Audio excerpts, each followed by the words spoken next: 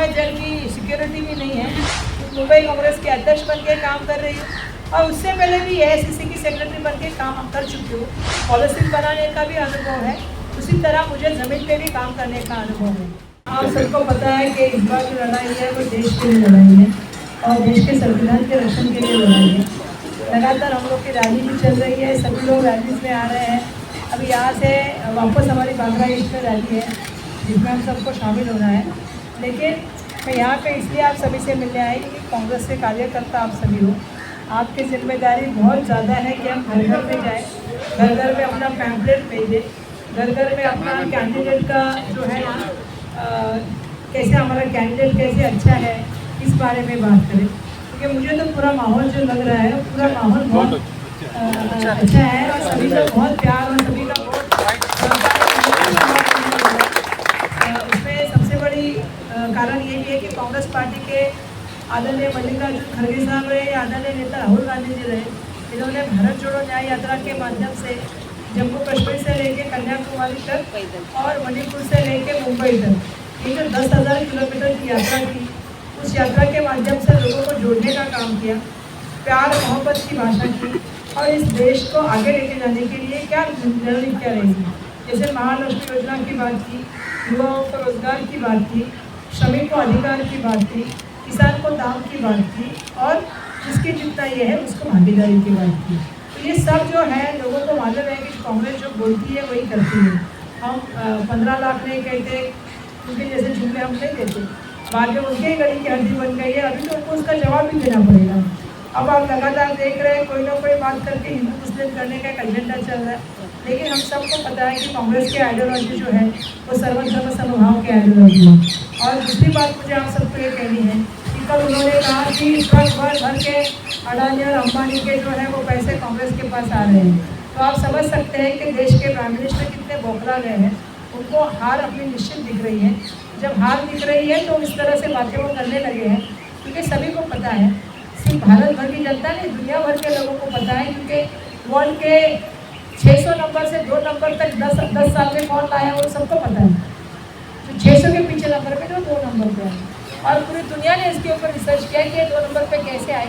तब वो Hindenburg report आई और हिंडनबर्ग रिपोर्ट में पता चला कि ये बिल्कुल झूठी रिपोर्ट है। उसके बाद वो 2 नंबर से 24वें नंबर पे गए। तो आप सबको पता है कि अडानी के लिए कौन काम कर रहा है, अंबानी के लिए कौन काम कर रहा है और शायद उनका पास्ट एक्सपीरियंस है या उनका अभी का एक्सपीरियंस है कि उनको पता है कि ट्रक से पैसा जाता है। हमारा कहना यह है कि इस बात की पूरी जानकारी दी जाए, इंक्वायरी होनी चाहिए और ईडी CBI इनकम टैक्स अभी तो सबके घर के रोज के सदस्य हो गए हैं, तो सभी लोग इसकी जानकारी निकालें और मालूम करें कि भैया इसमें कितना लोगों को मिला है, क्या मिला है, उसकी पूरी चौकसी होनी चाहिए।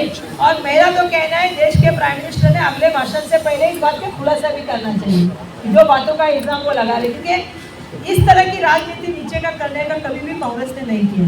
हम पॉलिसीज पे झगड़ा करते हैं, वो एक 22 लोगों को जो है 22-25 लोगों को जो है वो अब्जोपति बनाने की बात कर रहे हैं।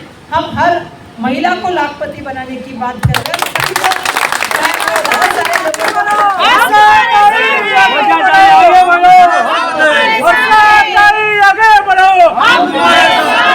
तो हमारे लिए इलेक्शन बहुत जरूरी है, क्योंकि आज हम जानते हैं कि बेरोजगारी 40 साल में उससे ज़्यादा बेरोजगारी हुई है। तो बेरोजगारी, महंगाई जो मूलभूत हमारी समस्या है, ये एरिया की जो समस्या होगी वो हमारी समस्या है, उसके ऊपर बात करने वाला आदमी चाहिए। मैं इतना ही कह सकती हूँ कि मैं सबके लिए उपलब्ध रहने वाला कैंडिडेट हूँ, मैं काम करने वाला कैंडिडेट हूँ और चेहरा हूँ। मैं सभी से ये कहना चाहूँगी कि मेरे पीछे कोई XYZ की सिक्योरिटी भी नहीं है, ना मुझे कोई किसी को कोई आने बैठने से पहले से कोई दिक्कत होगी, क्योंकि लोगों ने मुझे काम करते हुए देखा है। 20 साल से मैं लगभग MLA बन के काम कर रही हूँ, मुंबई कांग्रेस के अध्यक्ष बन के काम कर रही हूँ और उससे पहले भी AICC की सेक्रेटरी बन के काम कर चुकी हूँ।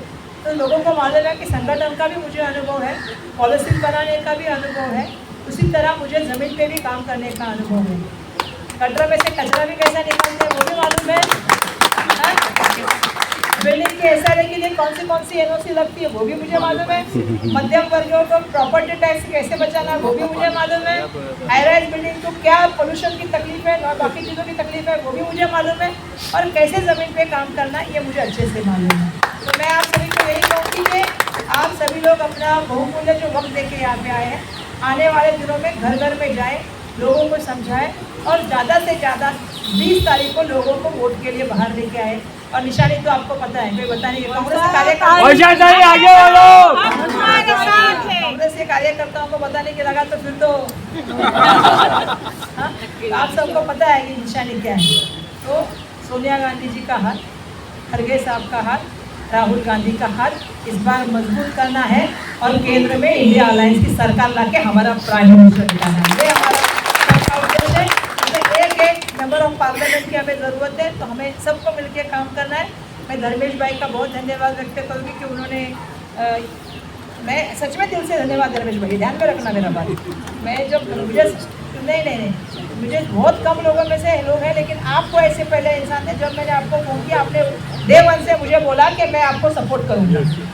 कभी भी ऐसा नहीं बोला कि ऐसा है मैं आपको सपोर्ट करूँगा, ताकि आप बोल लेना मैं उस दिन मीटिंग लगा दूंगा। तो मैं आपकी परिवार का आपके साथ है। जी धन्यवाद। सर पे बेटी बोल के हाथ रखा है ना, तो बस जिम्मेदारी भी बड़ी है भाई की पिता की, कि हमारे घर में तो हम तो कहते हैं कि लड़की की इज्जत से बड़ी कोई इज्जत नहीं होती। तो इसीलिए आप सबको रास्ते में उतर के ज़मीन पे उतर के काम करना है।